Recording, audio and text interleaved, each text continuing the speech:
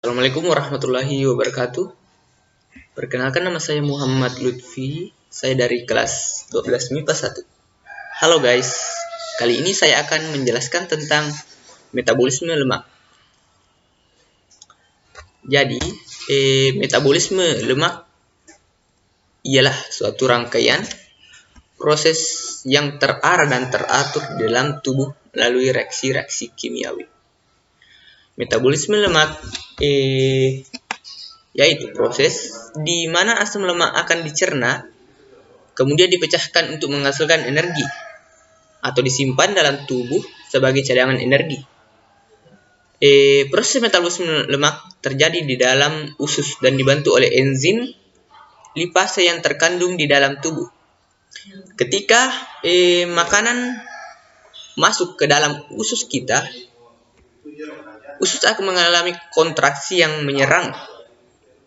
Hormon tersebut akan merangsang kantong empedu berkontraksi dan menghasilkan cairan empedu. Cairan empedu ini berfungsi untuk mengemulsi lemak menjadi butiran lemak dengan ukuran yang lebih kecil. Ukuran butiran lemak yang lebih kecil akan memudahkan proses terjadinya hidrolisis lemak oleh lipas yang diproduksi oleh pankreas. Proses metabolisme sebagian besar terjadi di dalam usus, namun juga dapat terjadi pada hati, sel-sel otot, dan sel lemak untuk dipakai sebagai energi makanan.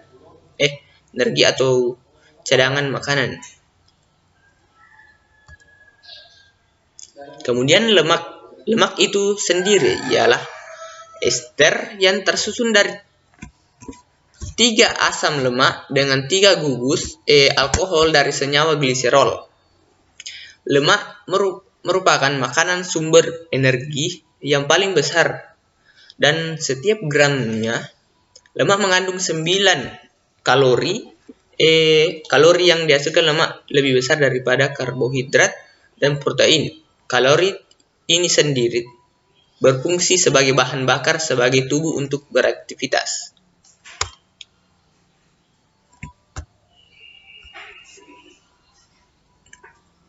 Jadi metabolisme lemak ialah proses tubuh untuk menghasilkan energi dari asupan lemak setelah menjadi sari-sari makanan yang telah masuk ke dalam tubuh. Sudah. Jadi kemudian slide selanjutnya yaitu fungsi lemak. Fungsi lemak sendiri yaitu sebagai cadangan energi makanan. Seperti yang saya jelaskan tadi, yaitu lemak makanan sumber energi yang paling besar, dan setiap gram lemak mengandung 9 kalori yang dihasilkan oleh lemak daripada karbohidrat dan protein. Dan fungsi yang kedua yaitu sebagai insulansi untuk mencegah kehilangan panas pada tubuh. Lemak adalah bagian penting dari sel-sel yang ada di dalam tubuh kita agar terbangun dengan baik. Selain itu, lemak juga menyusun sel-sel agar sel tersebut dapat bekerja dengan baik. Sebagai contoh, lemak membantu menyelimuti setiap sel dalam saraf agar dapat menghantarkan pesan lebih cepat dan lebih baik. Jadi slide selanjutnya itu jenis-jenis lemak. Jenis-jenis lemak yaitu diantaranya yang pertama yaitu berdasarkan sumber. Berdasarkan sumber terbagi menjadi 2 yaitu hewani dan nabati. Lemak nabati adalah jenis lemak yang berasal dari tumbuhan, sedangkan lemak hewani berdasarkan hewan. Jenis lemak yang kedua yaitu berdasarkan struktur kimia yang terbagi atas 3 yaitu sederhana, campuran, dan derivat. Jadi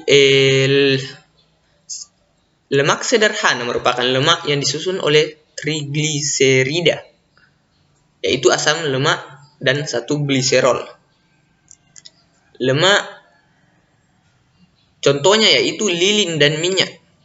Yang kedua, lemak campuran, merupakan lemak yang terdiri dari asam lemak dan gugus tambahan selain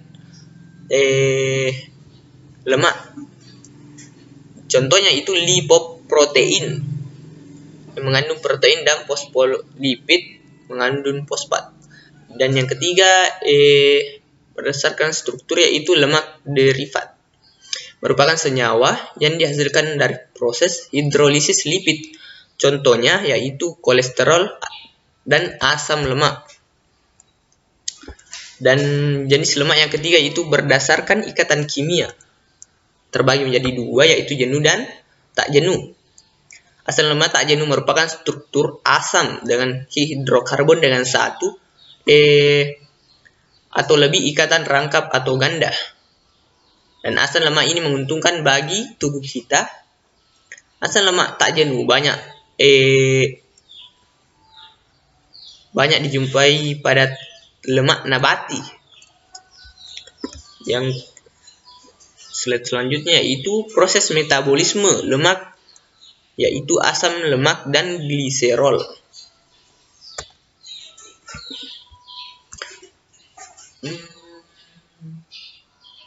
Proses penguraian asam lemak. Proses pemecahan atau degradasi asam lemak pada eukariotik terjadi di mitokondria melalui karnitin sutel. Adapun proses yang terdiri dari 4 yaitu dehidrogenase, hidrasi, oksidasi, tiolisis.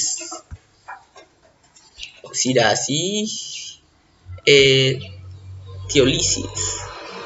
Jadi proses penggunaan asam lemak atau beoksidasi, katabolisme lemak terjadi di dalam matriks mitokondria dan disebut dengan beoksidasi. Asam lemak masuk ke dalam mitokondria melalui suatu sutel yang disebut karnit sutel. Hal ini terjadi karena membran dalam mitokondria tidak dapat dilewati asam lemak. Mekanisme sutel yaitu asam lemak sitoplasma mula-mula berikatan dengan KOA dan dikatalisis oleh tiokinase membentuk asil KOA. Selanjutnya asam asil KOA menyumbangkan gugus aslinya ke karnitin.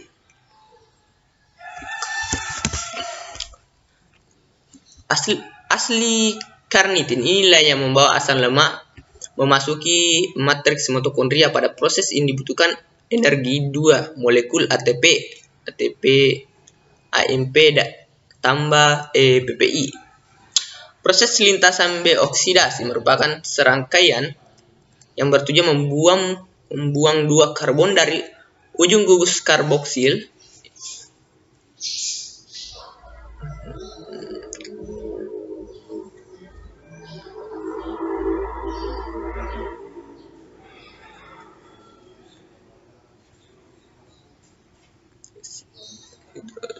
penambahan H2O, oksidasi, pelepasan elektron, dan tiolisis, pengeluaran asetil KOA dari rantai asam lemak.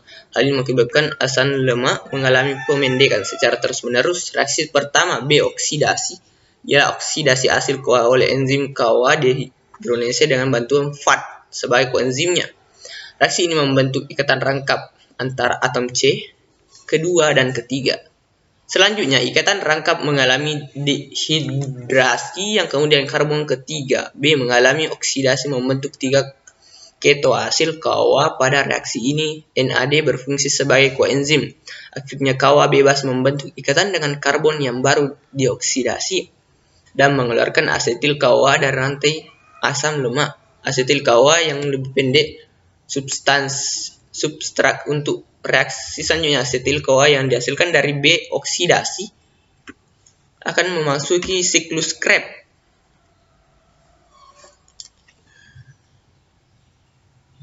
yang menunjukkan reaksi seperti respirasi aerob. Jika dicoba dibandingkan setiap 3 molekul, jadi slide selanjutnya yaitu beta oksidasi. Yaitu reaksi pertama B oksidasi adalah hasil KOA oleh enzim asil KOA dehidrogenase dengan bantuan FADH sebagai koenzimnya. Oksidasi beta adalah proses pemecahan asam lemak menjadi asetil KOA. Asetil KOA yang dihasilkan dari B oksidasi adalah memasuki siklus Krebs untuk melanjutkan reaksi seperti respirasi aerob. Jadi beta oksidasi, dalam oksidasi beta yaitu ada asam lemak masuk ke dalam rangkaian siklus dengan 5 tahapan. Ini 5 proses. Pada setiap proses diangkat 2 atom C dengan hasil akhir berupa asetil CoA. Selanjutnya asetil CoA masuk ke dalam siklus asam sitrat. Asam sitrat dalam proses oksidasi ini karbon beta asam lemak dioksidasi menjadi keton. Selanjutnya yaitu gliserol.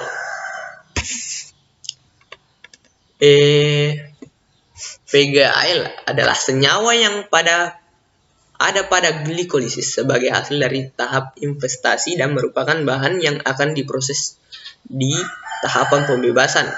Gliseraldehid ini akan mengikut jalur glikolisis dan akan menjadi piruvat. Jadi, gliserol merupakan senyawa yang mempunyai 3 atom C dan hasil pemecahan lemak kemudian diubah menjadi gliseraldehid. Gliseraldehid menjadi 3 fosfat. Selanjutnya gliseraldehid ini 3 fosfat mengikuti jalur glikolisis akan menjadi piruvat. Asam lemak sendiri akan pecah menjadi molekul-molekul yang mempunyai 2 atom C. Selanjutnya akan diubah lagi menjadi asetil koenzim A. Dengan demikian, satu molekul glukosa akan menghasilkan 2 koenzim A dan satu molekul lemak yang mempunyai C sejumlah 18 dapat menghasilkan 10 asetil koenzim A. Sehingga kita dapat mengetahui bahwa selama dalam proses katabolisme, energi yang dihasilkan lemak jauh lebih besar dibandingkan dengan energi yang dihasilkan karbohidrat. Perlu diingat bahwa 1 gram karbohidrat dapat menghasilkan energi sebesar 4,1 kalori, sedangkan 1 gram lemak dapat menghasilkan energi sebesar 9 kalori. Perubahan gliserol menjadi gliseraldehid 3 fosfat yang selanjutnya pada tahap glikolisis menjadi piruvat. Metabolisme gliserol sebagai hasil hidrolisis lemak trigliserida dapat menjadi sumber energi. Gliserol ini selanjutnya masuk ke dalam jalur metabolisme karbohidrat yaitu glikolisis. Pada tahap awal, gliserol mendapatkan 1 gugus fosfat dari ATP membentuk gliserol 3 fosfat. Selanjutnya, senyawa ini masuk ke dalam rantai respirasi membentuk dehidroksi aseton fosfat, satu produk antara dalam jalur glikolisis. Jadi itulah tadi presentasi tentang metabolisme lemak. Bila ada kekurangan, mohon dimaafkan. Assalamualaikum warahmatullahi wabarakatuh.